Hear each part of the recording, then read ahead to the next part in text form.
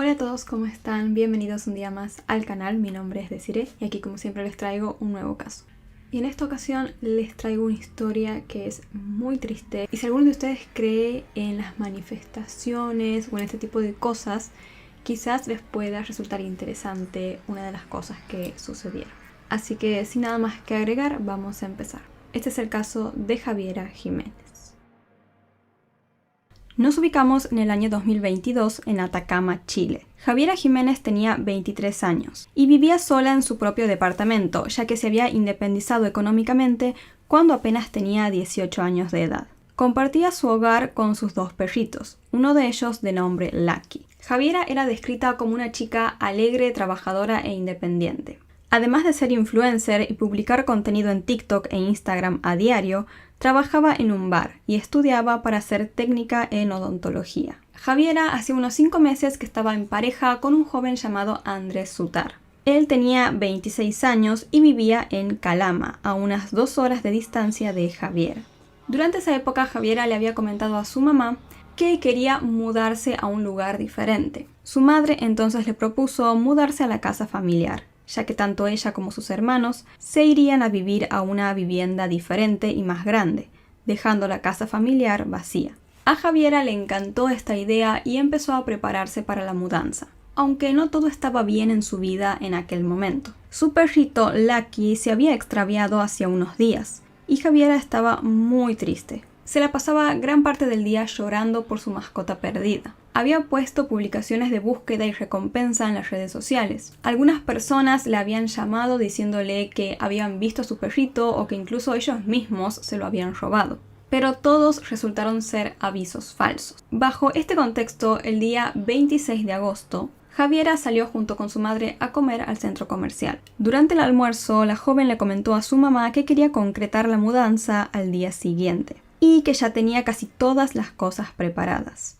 También le dijo que esa noche ella se iba a quedar en la casa de una amiga, ya que muchos de sus muebles y de sus pertenencias estaban preparados para concretar la mudanza. Después de comer, Javiera se despidió de su madre y se fue, sin saber que aquella sería la última vez que compartirían un buen momento juntas. Cuando llegó a la casa de su amiga, la joven le envió un mensaje de texto a su madre para avisarle que ella había llegado. Javiera junto con su amiga conversaron toda la noche y la pasaron bien. Ella siempre iba manteniéndola a su madre a través de mensajes de texto informada sobre lo que iba haciendo. Pero pasada la medianoche, la madre de Javiera dejó de recibir mensajes de ella.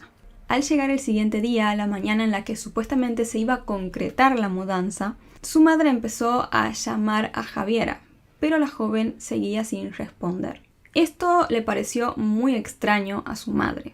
¿Por qué su hija no contestaría ni aparecería el día en el cual se tenía que mudar? Preocupada, entonces, la madre llamó a la amiga de Javiera para preguntarle si su hija estaba con ella o si sabía algo. La respuesta de la amiga fue algo inquietante. La amiga de Javiera contó que durante la noche, aproximadamente a la medianoche, Andrés, la pareja de Javiera, se había aparecido en la casa y ella se había ido con él. Además, se había llevado las valijas y todo lo que tenía preparado para la mudanza. La madre de Javiera en ese momento pensó que quizás Javiera con su novio habían decidido hacer un viaje inesperado. Así que decidió llamar a Andrés. Andrés respondió y le explicó a la madre de Javiera que después de haber visto a su novia aquella noche había tenido un accidente de tránsito y se encontraba en el hospital. Andrés le contó a la madre de su novia que aquella noche había llamado a Javiera y le había propuesto ir a buscar a Lucky, su perrito perdido. Según Andrés, Javiera aceptó y se fue de la casa de su amiga junto con él. Buscaron al perrito, pero lamentablemente no lo encontraron. Entonces Javiera se puso a llorar y según Andrés, él le sugirió que se tranquilizara y para distraerla le propuso viajar a Calama, donde él vivía, y pasar unos días allí. Javiera, que ya tenía sus maletas preparadas con la idea de mudarse, aceptó hacer el viaje. Según continuó contando Andrés, en medio de la ruta, cuando estaban llegando a Calama aproximadamente a las 3 de la mañana, Javiera se dio cuenta de que su maleta se había caído en algún lugar de la ruta. Esto la enfureció y empezó a discutir fuertemente con Andrés, culpándolo por lo sucedido. Bajo esta situación, Andrés decidió detener el auto y ambos se bajaron del mismo. En medio de la carretera, Javiera siguió gritándole y culpándolo a Andrés por todo. Él trató de tranquilizarla y le prometió que iría a buscar la maleta. Así que el joven se subió al auto y se fue, dejando a Javiera sola en medio de la carretera cerca de la entrada a Calama. Unos minutos después, mientras Andrés regresaba de buscar la maleta, un auto lo chocó y él resultó herido. Por lo tanto, no tuvo más opción que irse a un hospital para recibir atención médica y realizar la denuncia correspondiente.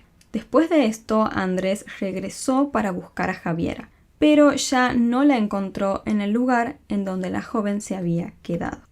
Todos los familiares de Javiera se preocuparon mucho al escuchar la historia de Andrés. Conocían el fuerte carácter de Javiera y sabían que cuando ella se enojaba lo hacía en serio. Les resultaba difícil creer que hubiera aceptado quedarse sola en medio de la carretera esperando. Durante el resto del día, todos sus familiares y seres queridos intentaron llamar a Javiera o localizarla, pero no obtuvieron ningún tipo de respuesta. Además, notaron que Javiera no estaba publicando nada en sus redes sociales, lo cual era bastante extraño considerando que era influencer. A altas horas de la madrugada, la madre de Javiera de repente recibió un mensaje de un número desconocido. El mensaje decía: «Hola mamá, soy yo, Javiera. He decidido irme porque tuve un accidente. Lastimé a alguien y tomé la decisión de huir hasta que las cosas se calmen. Quiero mucho a mi hermano y a mi abuelita. Cuídense mucho. Apenas esté todo bien y calmado, regreso enseguida». Al intentar llamar a este número desconocido, la madre de Javiera se dio cuenta de que este ya no existía. Para su madre estaba claro que su hija no había escrito ese mensaje. No sonaba para nada como ella y tenía muchas faltas de ortografía, algo que no era característico de Javiera. Además, no podía creer que ella hubiera desaparecido y dejado su carrera y su trabajo de la nada. Realmente no tenía sentido. Tras estos eventos, la madre de Javiera denunció su desaparición ante las autoridades.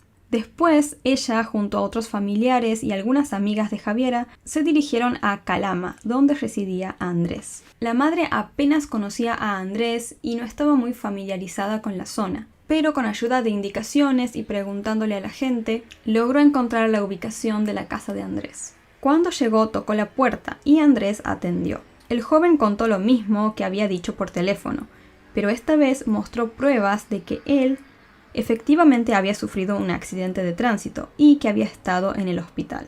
Pero las amigas de Javiera, que estaban más familiarizadas con los detalles de la relación de su amiga con Andrés, le advirtieron a la madre que Andrés no era una persona de confianza y que no era un buen hombre. Explicaron que él era muy celoso y controlador, lo que había llevado a Javiera a decidir terminar la relación poco antes de los eventos recientes. También las amigas mencionaron que Andrés no se desenvolvía en los mejores ambientes, lo que había sido otro motivo para la ruptura. A pesar de la ruptura, las amigas revelaron que Andrés seguía buscando a Javiera y quería reconciliarse, pero ella no quería tener nada más que ver con él.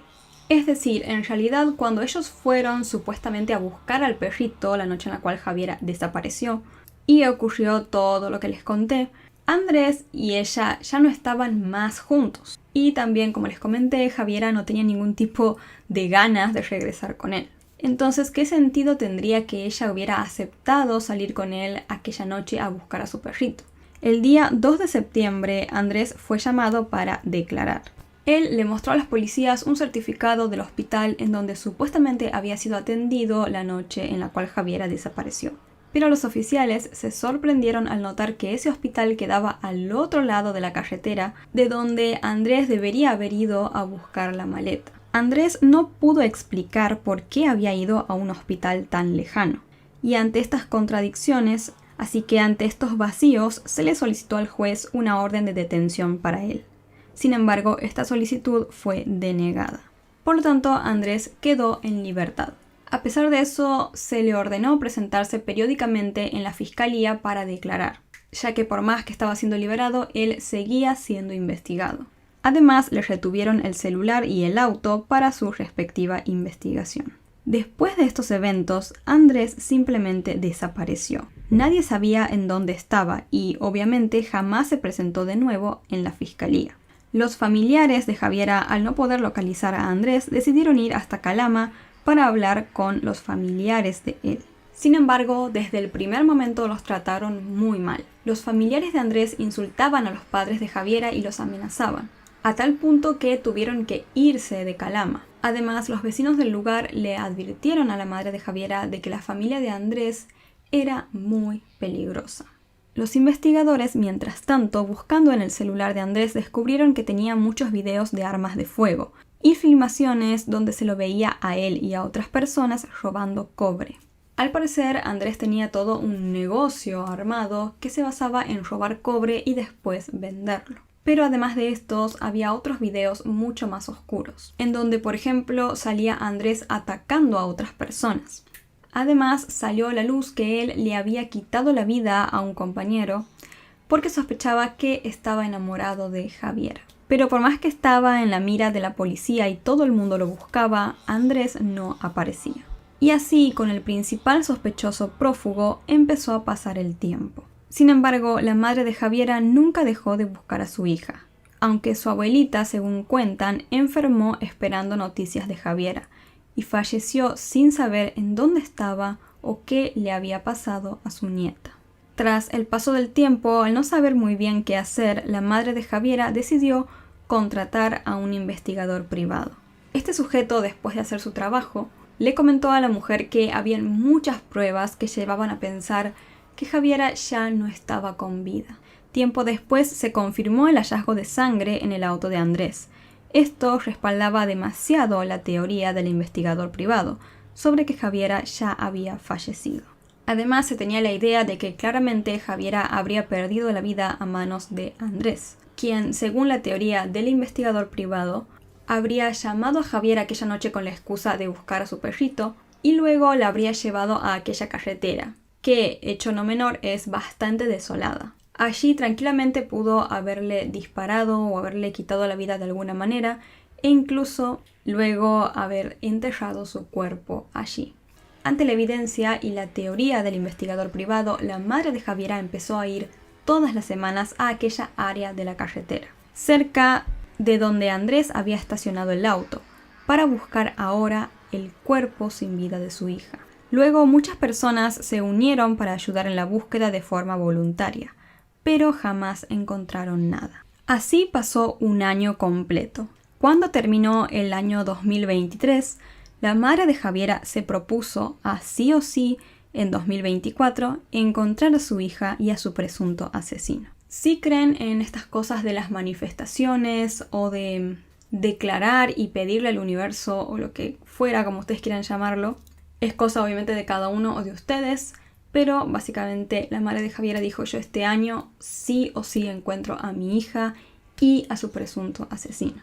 Y de esta manera el día 5 de enero, es decir, apenas 5 días después de que empezó el año 2024, casi un año y medio después de haber desaparecido, desde Bolivia informaron que habían encontrado a Andrés Sutar, el exnovio de Javiera y principal sospechoso. Las autoridades inmediatamente trasladaron a Andrés a Chile y allí fue detenido por 2 causas: robo y obviamente por el homicidio de Javiera Jiménez. Ya para ese momento, con muchas pruebas en su contra, Andrés se quebró y decidió confesarlo todo. Yo la maté y la enterré en el desierto, dijo.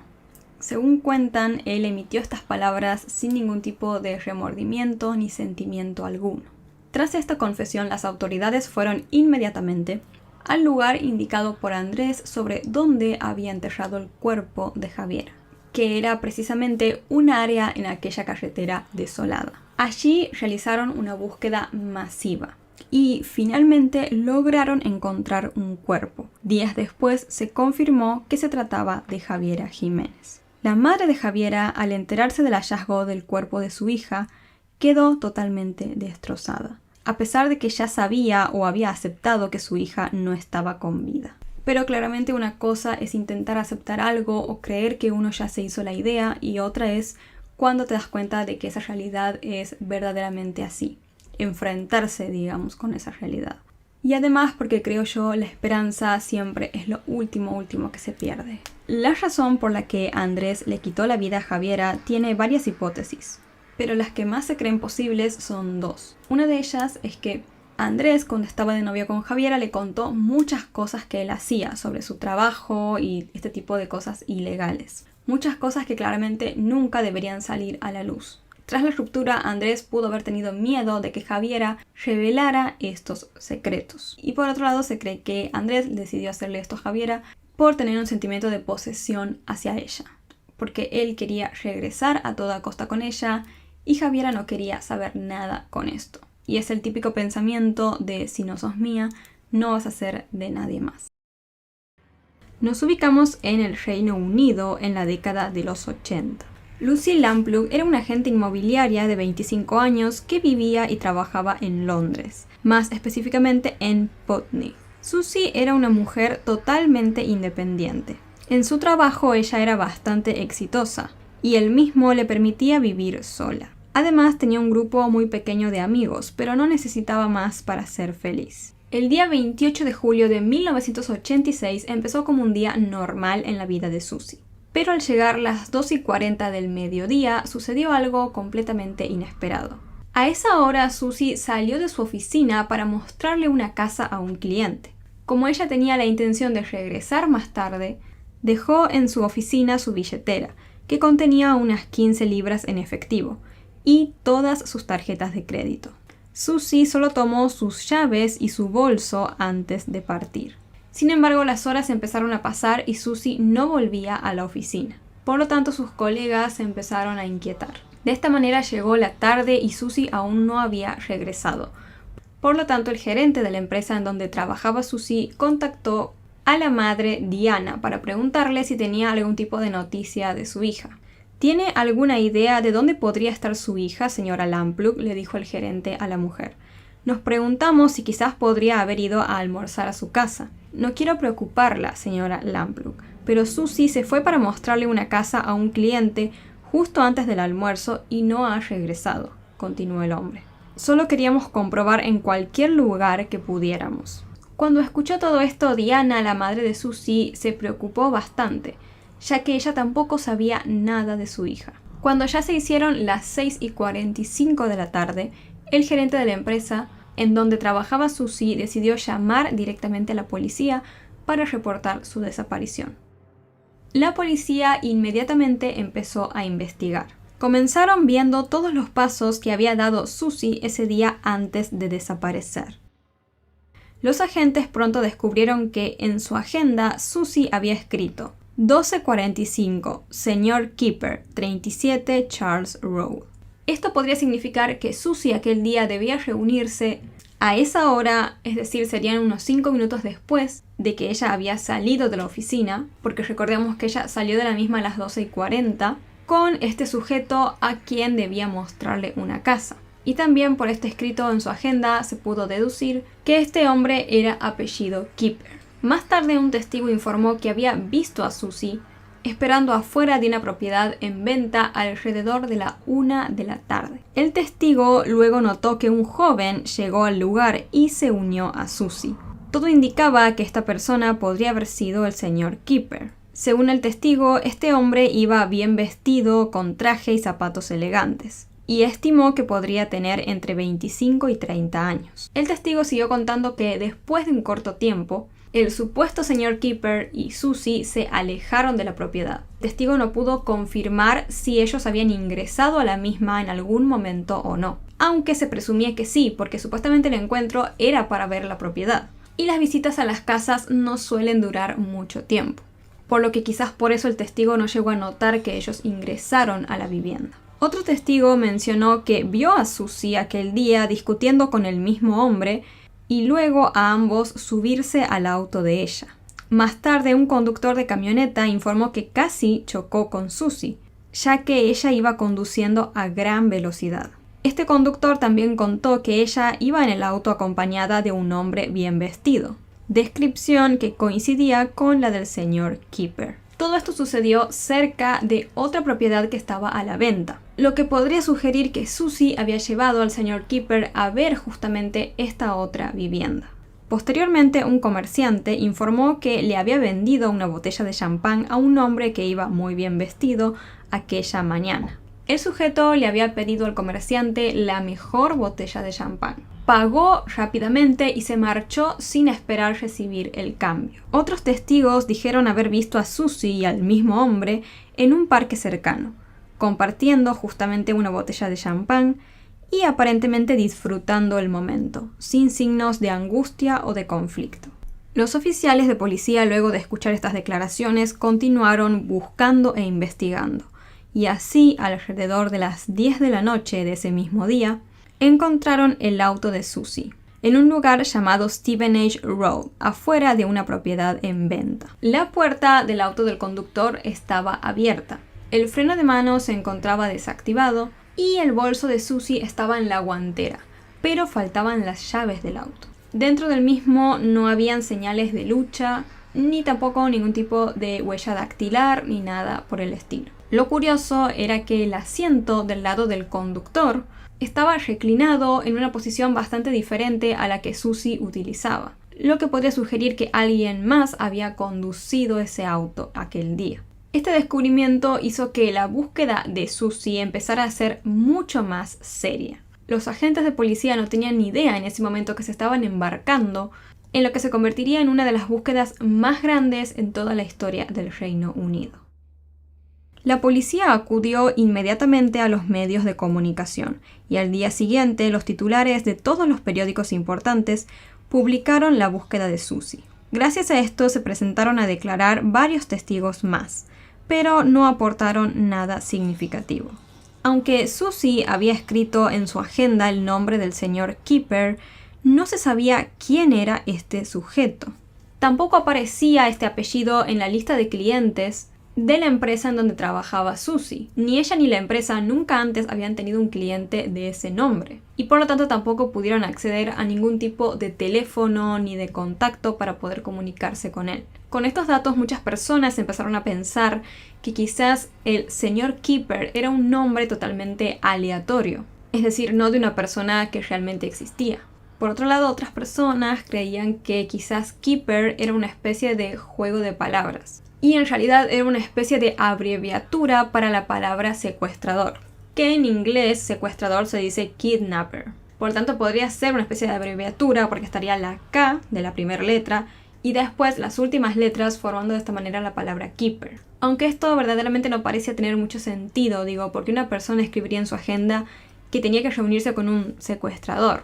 Así como esta, empezaron a surgir otras teorías basadas esta vez en el pasado de Susie, ya que ella durante un tiempo había trabajado como esteticista a bordo de un lujoso crucero. Durante su tiempo en dicho barco, Susie coincidió con un hombre llamado Steve Wright, quien más tarde terminó siendo conocido como el estrangulador de Suffolk, ya que le quitó la vida a 5 mujeres en tan solo 10 días. Aunque Susie y Steve se habían conocido en ese barco e incluso se habían tomado fotos juntos, su conexión y su vínculo pareció haber sido bastante superficial.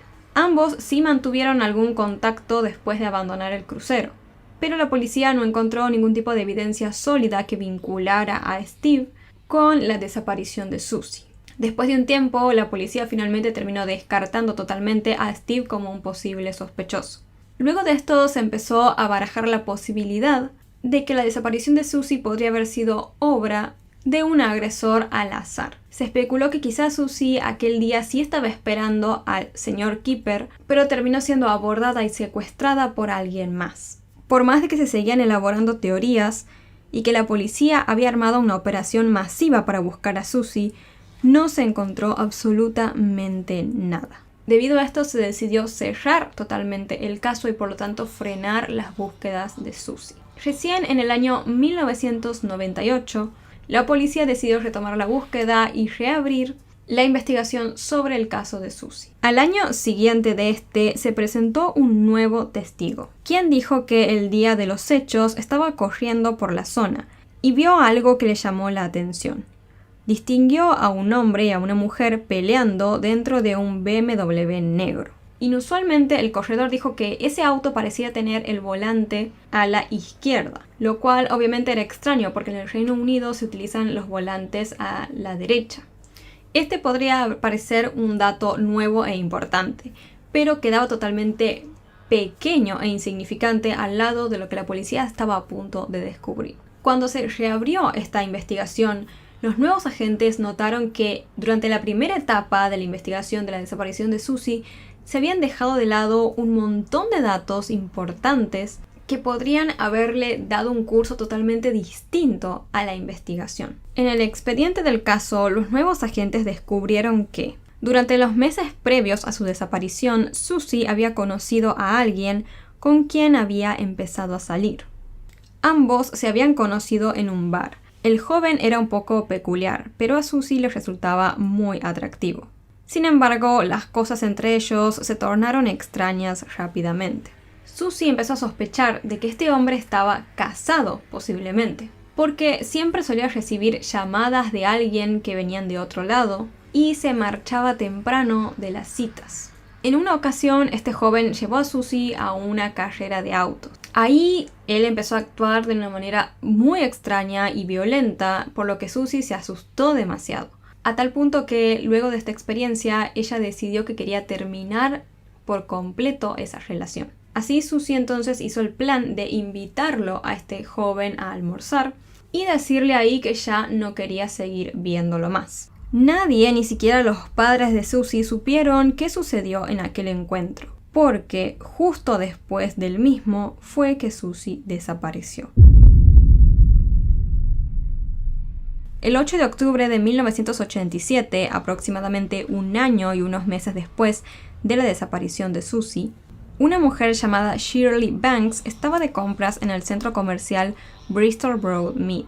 Tenía planes de, más tarde, reunirse con su esposo para tomar unas copas. Sin embargo, Shirley nunca llegó al encuentro, lo que preocupó bastante a su esposo. A la mañana siguiente, el esposo de Shirley aún seguía sin tener noticias de ella. Llamó entonces a su lugar de trabajo para preguntar si ella había ido, pero del trabajo le informaron que Shirley había llamado recientemente para avisar que no iba a poder asistir por unos días, dado que estaba sufriendo de un malestar estomacal. Su esposo, ya muy preocupado, decidió informarle a la policía sobre esta situación. Los oficiales empezaron a buscar a Shirley, pero al igual que Susie, esta mujer estaba totalmente desaparecida. 3 semanas después, el día 29 de octubre de 1987, un hombre llamado John Cannon fue arrestado por intentar agredir a 2 personas con un cuchillo. Los agentes de policía revisaron su auto, un BMW negro, que se encontraba estacionado en una tienda cercana a donde había ocurrido el incidente. Dentro del automóvil hallaron una cuerda y una pistola de imitación. Además de estos elementos, la policía encontró dentro de la guantera del auto de este hombre una serie de impuestos que pertenecían al auto de Shirley Banks. Unos meses después, durante el domingo de Pascua, en Quanting Hills encontraron el cuerpo de Shirley. Gracias a la evidencia encontrada en su auto, John Cannon fue declarado culpable de este crimen y sentenciado a cadena perpetua. Luego de todo este caso se empezó a considerar que quizás John Cannon era también el responsable de la desaparición y posible asesinato de Susie Lamplugh. Las descripciones de John Cannon coincidían totalmente con todas las descripciones que habían dado los testigos del supuesto señor Keeper, con quien Susie se encontró el día en el cual desapareció. Además, se conoció un dato sumamente importante. Antes de que Susie desapareciera y Shirley fuera asesinada, John Cannon ya había estado en prisión. Había cumplido 5 años de condena y luego fue enviado a un centro de rehabilitación en Londres. Allí John Cannon tenía libertad diurna, lo que significaba que tenía la posibilidad de salir, trabajar y hacer lo que quisiera durante el día, pero por las noches debía regresar al centro. Fue durante esta época justamente que Susie desapareció y Shirley Banks fue asesinada por él. Justamente el mismo día en el cual se le perdió el rastro a Susie, John Cannon había sido liberado para pasar el día en un lugar llamado Fulham, que quedaba muy cerca de donde Susie trabajaba y vivía. Con estos datos también se empezó a creer que quizás John Cannon era el hombre con el cual Susie había estado saliendo antes de desaparecer. El hecho de que tenía que regresar antes de la noche al centro de rehabilitación podría explicar por qué el hombre siempre se iba antes de las citas, siendo este el motivo y no porque era un hombre casado, como Susie había creído en aquel momento. Las personas que estaban en el centro de rehabilitación con John Cannon en esa época dijeron que él a veces se escapaba por las noches para ir a bares y se jactaba de que estaba saliendo con una mujer que era joven y profesional. En el año 1990, una exnovia de John Cannon, llamada Shirley Page, se puso en contacto con la policía. La mujer afirmó que Cannon le había confesado que él había asesinado a Susie Lamplugh. Page contó que durante una ocasión en la que estaban paseando con John Cannon, él señaló hacia unos campos en Norton y mencionó que Susie estaba enterrada allí. Sin embargo, más tarde Page se retractó de su declaración. Pero no se sabe por qué lo hizo. No se sabe si ella mintió o si quizás le dio miedo y por eso decidió decir que era mentira todo esto que había declarado. Años más tarde, en 1999, Diana, la madre de Susie, recibió una carta en su casa de una persona anónima que afirmaba que Susie había sido enterrada en un cuartel en Norton. Unos meses después, un equipo de búsqueda masiva compuesto por más de 30 agentes de policía llevó a cabo una exhaustiva exploración en el área del cuartel de Norton. Sin embargo, encontraron que para ese momento el lugar había sido completamente desarrollado. Ahora había muchas casas y todos los caminos habían sido pavimentados, lo que complicó enormemente la búsqueda del cuerpo de Susie. Y finalmente no hallaron nada. Tras tantos fracasos, un día la policía admitió públicamente que habían cometido muchísimos errores en la investigación original sobre la desaparición de Susie. No solamente dijeron que habían dejado de lado aquel dato de que Susie estaba saliendo con alguien antes de desaparecer, sino también hubo muchas otras cosas que jamás se cumplieron y se llevaron a cabo correctamente durante esta investigación. John Cannon fue arrestado e interrogado oficialmente en relación al caso de Susie en diciembre del año 2000. Pero en el año 2002 se declaró que simplemente no había pruebas suficientes para vincularlo a él con este caso. A pesar de esto, de todos modos, se siguió creyendo que era altamente probable que John Cannon esté efectivamente implicado en la desaparición y posible asesinato de Susie. Sin embargo, él lo siguió y lo siguió negando. Por su parte, sus compañeros de celda dijeron que en una ocasión él sí les había admitido que le había quitado la vida a Susie. Pero obviamente esto no se podía considerar para nada una evidencia sólida para culparlo del crimen. También sus compañeros de celda dijeron que John les había dicho que nunca podría contar en dónde está el cuerpo de Susie, porque está junto a otras más. Esto último que dijo tranquilamente podría significar que él le quitó la vida a muchísimas otras mujeres. Y finalmente los compañeros de celda de él contaron que en la cárcel lo suelen llamar a John Cannon con el apodo de nada más y nada menos que Señor Keeper. Y que incluso lo llamaban así desde la primera vez que él estuvo en prisión. Porque recordemos que antes de cometer estos crímenes, él ya había pasado 5 años en prisión. Según sus compañeros de celda, siempre dentro de la cárcel lo llamaron a él con el apodo de Señor Keeper. Aunque con esto pareciera ser que hay un montón de pruebas y que John Cannon tranquilamente podría ser acusado también por el asesinato de Susie, la realidad es, como les conté, que todas estas pruebas son circunstanciales y no hay ningún tipo de evidencia sólida. Después de la desaparición de Susie, sus padres, Diana y Paul, crearon una organización benéfica en honor a su hija, llamada Susie Lamplugh. Lamentablemente, la madre de Susie falleció en el año 2011 y su padre Paul renunció a la organización para cuidar de su esposa antes de su muerte. Sin embargo, la organización benéfica sigue operando y sigue realizando acciones maravillosas en beneficio de la comunidad. Así que bueno, este fue el caso de Susie Lamplugh. Como ven, es un caso misterioso, sin resolver, digamos, aunque creo que, según todo lo que podemos ver, es bastante probable que haya sido John Cannon el culpable de este crimen y lamentablemente es muy probable que también le haya hecho esto a muchas más mujeres, no solamente a Susie y a Shirley.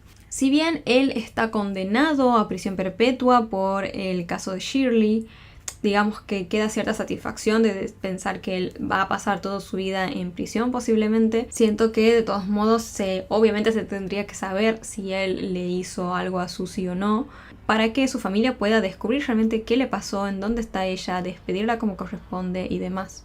Pero la verdad siento que él nunca va a admitir, nunca va a confesar nada. Este caso de verdad que fue muy caótico, o sea, de verdad fue muy caótico organizar la información y elaborar la narración, porque como que todo sucedió en tiempos muy amplios, varios años, y todo fue como muy caótico, digamos, no es que sucedió de una forma un poco más cronológica, por decirlo de alguna manera. Entonces, para que se pudiera comprender y al mismo tiempo sea más o menos llevadera la historia, la verdad me llevó muchísimo trabajo la organización, así que espero que se haya podido entender. Y si no, bueno, les pido disculpas. O sea, de verdad que fue muy caótico. De última, si veo que hay algún que otro errorcito por ahí, lo voy a mejorar en postproducción. Pero bueno, espero que se haya podido comprender toda la historia. Y bueno, y también que les haya resultado de interés este caso en sí. Si les interesa en general este tipo de contenido, no olviden suscribirse al canal y activar la campanita de notificaciones para que YouTube les avise cada vez que suba un nuevo video. Antes de irme les dejo como siempre por acá mis redes sociales, por acá un botón para que puedan suscribirse y por acá abajo videos o listas de reproducción recomendadas para ustedes. En la descripción van a tener también mi botón de donaciones de PayPal por si alguno quiere realizar alguna donación. Y como siempre, muchísimas gracias a todos los que hacen sus donaciones. Si ustedes quieren, me pueden dejar en el comentario o en la misma donación de PayPal sus nombres y después los menciono al final de los videos porque bueno, siento que es lo mínimo que puedo hacer. Así que bueno, esto fue todo por hoy. Muchas gracias por verme. Les mando un beso gigante, cuídense mucho y los veo la próxima.